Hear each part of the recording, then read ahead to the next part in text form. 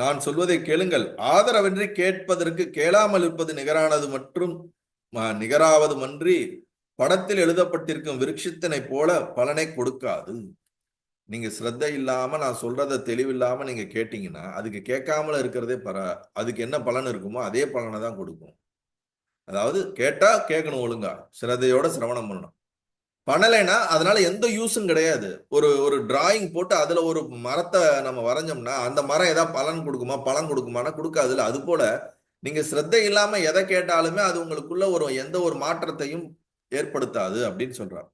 ஏன்னா அந்த சிரத்தை தான் அது ஞானமா மாத்துதே தவிர சிரத்தை இல்லாமல் நீங்கள் எதை கேட்டாலும் அது ஞானமா மாறாது. ரெண்டுக்கு இருக்கிற வித்தியாசம். இவங்க ஃப்ரெண்ட்ஸுங்க நிறைய பேர் இருப்பாங்க, நீங்க நிறைய பேர் பழகிட்டே இருப்பீங்க. சில பேர் சரி இவன் சொன்னா நம்பவே கூடாதுன்னு அவங்க ஏதாவது பேசிட்டே இருந்தா நீங்க கேட்டுக்கிட்டே இருப்பீங்க. ஆனா அந்த வார்த்தைகள் உள்ள போய் உங்களுக்கு எந்த ஒரு இம்பாக்டும் கிரியேட் பண்ணாது. ஏன்னா உங்களுக்கு முன்னாடியே தெரியும் இவன்லாம் வந்து எப்பயும் போய் தான் சொல்லுவான், இவன் சிரத்தையை வைக்க கூடாதுன்னு.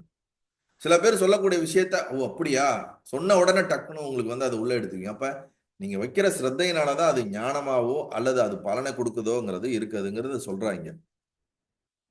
விநாசத்திற்கு ஏதுவான அனவஸ்தா தர்க்கத்திற்கு தூரத்தில் விலக்கி சத்தான தர்க்கத்தை கொண்டு ஜனங்கள் சீக்கிரத்தில் நல்ல நல்ல பலனை பெறுகிறார்கள். தர்க்கம் வேணும். தர்க்கம்னா என்னது? விசாரணை பண்றது, வாதம் பண்றது. இதுவா அதுவா, இது எப்படி அது எப்படி, கேள்வி கேட்டு கேள்விக்கான பதிலை எடுக்கிறது, மாறி மாறி அதை சார்ந்து வாதம் பண்றது. ஒரு விஷயத்த இருக்குன்னா அப்ப இல்லையா, இல்லைன்னா அது எப்படி இல்லை அப்படின்னு இன்டலெக்சுவலா அதை வந்து கொஸ்டின் பண்ணி அதுக்கான சரியான ஆன்சரை நோக்கி முன்னேறுவதற்கு பேர் தான் தர்க்கம். அந்த தர்க்கம் வந்து அது கரெக்டா அதை பலனை நோக்கி போகணுமே தவிர வாதம் பண்ணணுங்கிறதுக்கோசரம் வாதம் பண்ணா அதுல ஒரு பலனும் இல்லை அப்படிங்கிறார். நல்ல பலன்களை சீக்கிரத்தில் பெறுகிறார்கள். சத்தான தர்க்கம். உண்மையை தெரிஞ்சுக்கணும்னு தர்க்கம் பண்ணா ஓகே.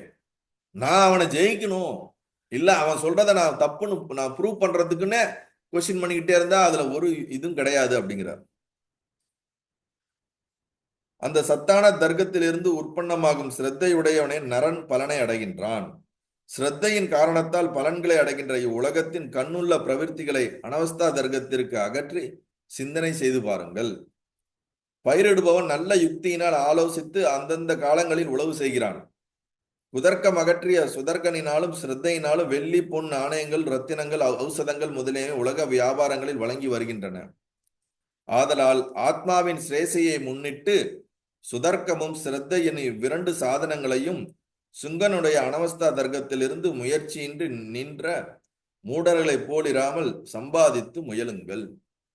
அதாவது ஆத்ம ஞானத்திற்கு ஆத்மாவின் சிரேசையை முன்னிட்டு ஆத்மாவை உணரணும், ஆத்மாவின் உயர்ந்த பலனாய் அதை அனுபவிக்கணுங்கிறதுக்காக சுதர்க்கம் சுத்தமான சாத்வீகமான சத்தான தர்க்கம் நமக்கு தேவை. அது ஒரு சாதனம், அது ஒரு டூல். விசாரணை பண்றது, கேள்விகளை கேட்பது, வாதம் பண்றது கண்டிப்பா இருக்கணும், அது டூல்ன்றாரு. ஆனா அது வந்து சும்மா கேள்வி கேட்டுட்டே அதுக்கோட அனவஸ்தா தோஷன்ற மாதிரி சும்மா கேள்வி கேட்கணும்னு கேட்காம சரியான பலனை அடையணுங்கிறத வைக்கிறது தான் சுதர்க்கம். ஸ்ரத்தை, இது ரெண்டும் சுதர்க்கம் ஸ்ரத்தை இவ்விரண்டு சாதனங்களையும் நீ எடுத்துக்கொள்ள வேண்டும் அப்படின்னு ஏமசுடனுக்கு சொல்றார். அது மட்டும் இல்ல,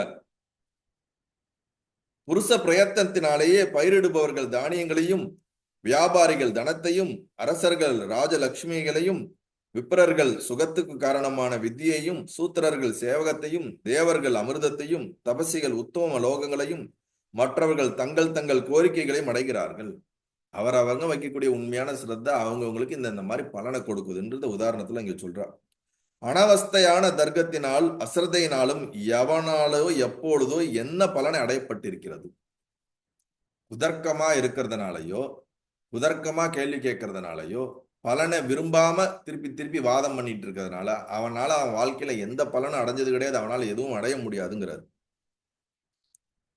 அதனால இப்ப எதுக்கு இதெல்லாம் அவ சொல்றான்னா, நீ அந்த மாதிரி யோசிச்சிடாத, நீ அந்த மாதிரி சுதர்க்கனம் போல குதர்க்கத்தை கொண்டு வந்துடாத, அனவஸ்தா தோஷத்துக்குள்ள மாட்டிக்கொள்ளாதன்னு சொல்றார். ஆகையால் சிரத்தையினாலும் சத்தான தர்க்கத்தினாலும் போசனை செய்யப்பட்ட அதிக முயற்சியை உடையவராக ஸ்ரேசைக்கு எது முக்கிய சாதனமோ அதனை சாருங்கள்.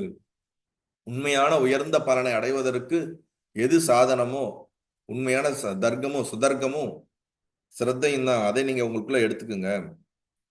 அப்படிங்கிறார். அது மட்டும் இல்லாமல் யாதொன்று யாதொன்றினடை யாதொன்றினால் ஒருவன் பின்னுக்கு சோகம் வனா வணங்குறதில்லையோ அதனை சிரேசை என்று எடுக்க வேண்டும். அதாவது எதை ஒன்றை அடைவதனால் ஒருத்தனுக்கு சோகமோ துக்கமோ வராதோ அதுதான் உலகத்திலே சிறந்த சிரேசை, சிறந்த பலன் அப்படிங்கிறார்.